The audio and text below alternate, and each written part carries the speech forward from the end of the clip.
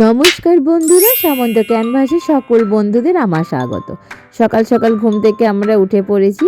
তো আমি তো আছি আমার দিদির বাড়িতেই আছি, দেখতে পাচ্ছ। সকাল সকাল দিদির মেয়েকে গানের রেওয়াজে বসিয়ে দিয়েছে, সেটা তোমাদের সাথে একটু শেয়ার করলাম। তার সাথে সাথে দিদিও গান করছে আর কি।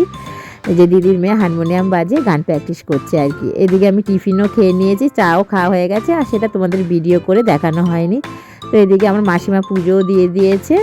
তো এই যে রুষা ওপরে উঠেছিল ছাদে, ওদের ঘরে ডেকোরেশনটা দেখো কি সুন্দর, সেই সবই তোমাদের একটু ঘুরে ঘুরে দেখাচ্ছি। তারপর চা খাওয়ার পরে এই যে আমার রুটি ভাজছে আর কি, রুটি খাবো আজকে, রুটি আর ওই যে তরকা করেছিল।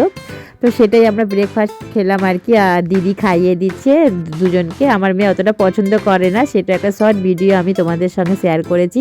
আর এদিকে রান্না বসিয়ে দিয়েছে আমার আমার মাসিমা মিলে রান্না বসিয়ে দিয়েছে।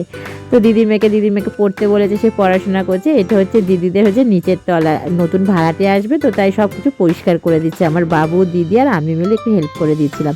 আর এদিকে দোতলায় দিদির মেয়ের সাথে ওরা সব খেলাধুলা করছে। যাই হোক, এইসব করতে করতেই দুপুরে লাঞ্চে বসে পড়েছি, কারণ আজকে আমি বাড়ি ফিরবো, তাই তাড়াতাড়ি খাওয়া দাওয়া করে নিলাম।